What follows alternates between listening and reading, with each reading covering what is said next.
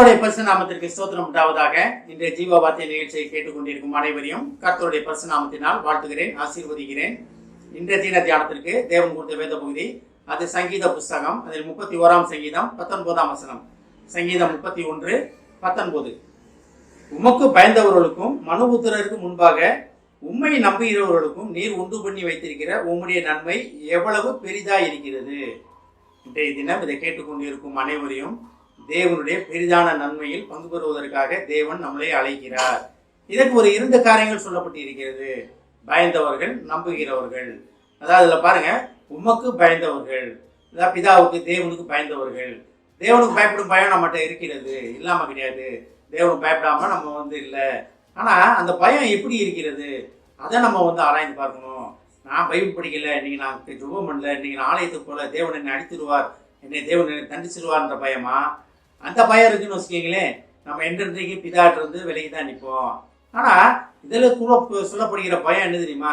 அந்த பயம் என்ன பயம்னா, நான் பிதாவின் சித்தத்தை அறியாமல் என் சுய சித்தத்தின்படி நடந்து கொண்டிருக்கிறேனா?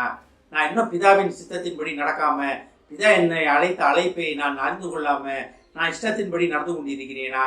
இதுதான் பிதாவுக்கு பயப்படும் பயம். தேவனே, நீர் என்னை பேர் சொல்லி அழைத்திருக்கிறீங்க, என்ன உமது செயலாக உண்டாக்கினீங்க, உமது கையின் கிரியை நானு, நீர் உமது ஆவியை ஊதி என்னை உயிர்ப்பித்தீங்க. ஆனா நான் என்னை அழைத்த, என்னை உண்டு பண்ணின நோக்கத்தை அறியாம நான் என் சுய சித்தத்தின்படி ஓடிக்கொண்டிருக்கிறேனா, இல்லை உங்க சித்தத்தை அறிந்து நடக்கிறேனா அப்படின்னு புரியாம இருக்கும் பார்த்தீங்களா? அதுதான் உமக்கு பயப்படுற பயம். பிதா உங்களை தண்டிக்கிற தேவன் கிடையாது. ஆனா நம்மளா போய் விழுந்தோம்னா அதுக்கு தேவன் பொறுப்பு கிடையாது, பிதாவன பொறுப்பு கிடையாது. ஆனால் தான் உமக்கு பயந்தவர்களுக்கும், அப்ப பிதாவின் மேல இருக்க, தேவன் மேல இருக்க பயம் நமக்கு எப்படி இருக்கும்னா, அவர் சித்தத்தை அறிந்து கொள்ளாமல் இருக்கோமா இல்லையா? அறிந்து கொண்டுட்டும், தேவன் சித்தத்தை அறிந்தும், தேவன் நம்மளை அழைத்த நோக்கத்தை தெரிந்தும் ஏன் இஷ்டத்தின்படி நடக்கிறேனா? இதுதான் பயம். வேற பிதானை தண்டிச்சிருவார்ன்ற பயம் நமக்கு தேவையில்லை. பிதா நம்மளை தண்டிக்கிற தேவன் கிடையாது. ஆனா அதுதான் செய்வேன் அப்படின்னா அதுக்கு பிதாவான ஒரு பொறுப்பு கிடையாது. அதான் பாருங்க, உமக்கு பயந்தவர்களுக்கும் மனுபுத்திரருக்கு முன்பாக உண்மை நம்புகிறவர்களுக்கும். அப்ப மனுபுத்திரருக்கு முன்பாக உண்மை நம்புகிறவர்கள்னா யாரு? நம்ம தான். மனுபுத்திரர்னா யாரு? நம்ம தான். அப்ப அவங்களுக்கு முன்பாக தேவனை நம்புகிறதுனா என்ன? சாட்சியாக வாழ்வது. தேவன் எனக்குள் இருக்கிறார், தேவன் என்னை அழைத்திருக்கிறார், தேவன் என்னை அழைத்த நோக்கம் எனக்கு தெரியும், தேவன் எனக்கு இந்த காரியம் தான் செய்ய சொல்லியிருக்காரு, இதை செய்யக்கூடாது அப்படின்னு முழு வேதாகம் சொல்லப்பட்டிருக்கிறது.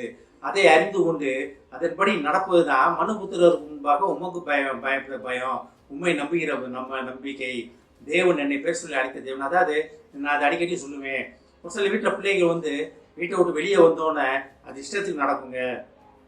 ஆனால் ஒரு சில பிள்ளைங்க வீட்டை விட்டு வெளியே வந்தாலும் எங்கள் அப்பா அம்மா என்னை நம்பி அனுப்பியிருக்காங்க, நான் நீ பண்ணுற தவறுலாம் நான் பண்ண மாட்டேன், எங்கள் அப்பா அம்மா நம்பிக்கையை நான் காப்பாற்றுவேன் அப்படின்னு அதுக்கு என்ன தவறு பண்ணாலும், கூட இருக்கவங்க பண்ணாலும் அவங்க தன்னோட ஒழுக்கத்தை பாதுகாத்து கொள்ளுவாங்க, தங்களை பாதுகாத்து கொள்வாங்க. இதுதான் மனுபுத்திரருக்கு முன்பாக உண்மை நம்புகிறவர்கள். அப்போ உலகத்திலே எப்படி இருக்குன்னா, தேவனுக்கு முன்பாக வைத்திருக்கிற நம்பிக்கை என்ன இருக்கும்? நம்ம அவங்களுக்கு முன்னால் சாட்சியாக வாழ்வோம். நான் கிறிஸ்தவன், நான் தேவன் எனக்குள் வாழ்கிறார், நான் ஒழுக்கமாக இருப்பேன், என் காரியங்கள் சரியாக இருக்கும், நான் வேலை பார்க்குற ஸ்தலத்தில் உண்மையாக இருப்பேன், லஞ்சம் வாங்க மாட்டேன், அடுத்தவங்களை குறை சொல்ல மாட்டேன், உடன் பிறந்தவங்களை அடுத்தவங்களை நான் குறை சொல்லி அவங்கள நான் மனநோகடிக்க மாட்டேன், நான் மன்னித்து போவேன். இதுதான் மனுபுத்திரருக்கு முன்பாக உண்மை நம்புகிற நம்பிக்கை. இதெல்லாம் நம்ம நிலைத்திருக்கிறோமா? அப்போ பாருங்க, இந்த 2 பேருக்கும், அதாவது பிதாவுனோட சித்தத்தை அறிந்தும் நான் செயல்படாமல் இருக்கிறேனான்ற பயமும், மனுபுத்திரருக்கு முன்பாக பிதா என்னை அழைத்திருக்கிறார், அந்த அழைத்த நோக்கத்தை நான் நிறைவேற்றுவேன்னு மனுபுத்திரருக்கு முன்பாக உண்மை நம்புகிறவர்கள், அதான் சாட்சியாக நிற்பது. அந்த சாட்சியாக நிற்பவர்களுக்கும் என்ன பண்ணி வைத்திருக்கிறானா, தேவன் உண்டு பண்ணி வைத்திருக்கிற நன்மை மிக பெரிதானதாக இருக்கிறேனா? அதாவது நன்மை சும்மா சாதாரண நன்மை கிடையாது, சும்மா ஏதோ போகிற போக்கில் கொடுத்துட்டு போகிற நன்மை கிடையாது. தேவனே மிக பெரிதான நன்மை உனக்கு வைத்திருக்கிறேன் அப்படின்னு சொன்னார்னா அந்த நன்மைக்கு அளவுகோலே கிடையாது.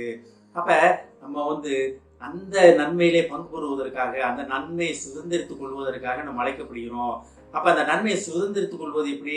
பிதாவுக்கு பயப்படும் பயம், அழைத்த நோக்கத்தை அறிந்து கொண்டு அதன்படி செயல்படுவேன் என்ற பயம், செயல்படவில்லையா நாமே சோதித்து பார்க்கும் பயம்.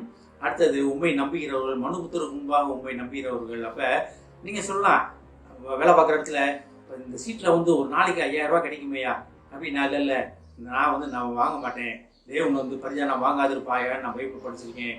இதுதான் தேவன் மேலே வைத்த நம்பிக்கை. மனுபுத்திரருக்கு முன்பாக தேவன் மேலே வைத்திருக்கிற நம்பிக்கை இங்கே வெளிப்படும். நீங்கள் தேவனுடைய பிள்ளைகள் என்று வெளிப்படும். அப்போ அந்த நன்மையில் பங்கு பெறுவதற்காக தேவன் உங்களை அழைக்கிறார். அந்த அழைப்புக்கு நம்ம என்ன செய்யணும்? பிதாவுக்கு பயப்படணும், தேவனுக்கு பயப்படணும். அவர் மனுபுத்திரருக்கு முன்பாக உமது நம்பிக்கை, உண்மையில் கொண்ட நம்பிக்கையை நம்ம வெளிப்படுத்த வேண்டும். இதற்காகத்தான் தேவன் நம்மை அழைக்கிறார். அழைத்த தேவன் உண்மை உள்ளவர். அவர் நமக்கு வைத்திருக்கிற நன்மை பெரிதான நன்மையாக இருக்கிறது. நன்மையில் பங்கு பெறுவதற்கு நாமே ஆயத்தமாவோம். ஆமென். ஜெபிப்போம். தகப்பனே, நீர் எங்களுக்கு உண்டு பண்ணி வைத்திருக்கிற நன்மை மிகவும் பெரிதாக இருக்கிறது என்று சொன்ன கிருபைக்காக நன்றி ஆண்டவரே. இந்த பெரிதான நன்மையிலே பங்கு பெறுவதற்காக எங்களை நீர் அழைக்கிறீர் ஆண்டவரே. நன்றி நன்றி நன்றி தகப்பனே. இதை கேட்டுக்கொண்டு வரும் ஒவ்வொரு விசுவாசியும் ஆசீர்வதிக்கணும் அப்பா. ஒவ்வொரு குடும்பத்தையும் ஆசீர்வதிக்கணும் ஆண்டவரே. ஏஸ்தாவரே, குடும்பத்தில் உள்ள ஒவ்வொருவரையும் ஆசீர்வதிக்கணும் ஆண்டவரே. இந்த பள்ளி திறந்திருக்கிறது ஆண்டவரே. இந்த அதிக வெயில் காலமாக இருக்கிறது ஆண்டவரே. இந்த பள்ளிக்கு செல்லும் பிள்ளைகளை தகப்பனே இந்த வெயில் கொடுமையிலிருந்து பாதுகாத்துக் கொள்ளுமாப்பா. இந்த புதிய கல்வியாண்டிலே தகப்பனே அவர்கள் உண்மை பற்றும் பயத்தில் உண்மை பற்றுக்கொள்ள உத்தேசம் ஆண்டவரே. நல்லபடியாக படிக்கக்கூடிய மனதை தார்மாண்டவரே. ஏஸ்தாவரே, வழி நடத்துமாப்பா. வீட்டிலும் படிப்பதற்கு தேவையான ஏற்ற சூழ்நிலை உண்டு கொள்ளும் ஆண்டவரே. ஆசீர்வதிக்கணுமாப்பா.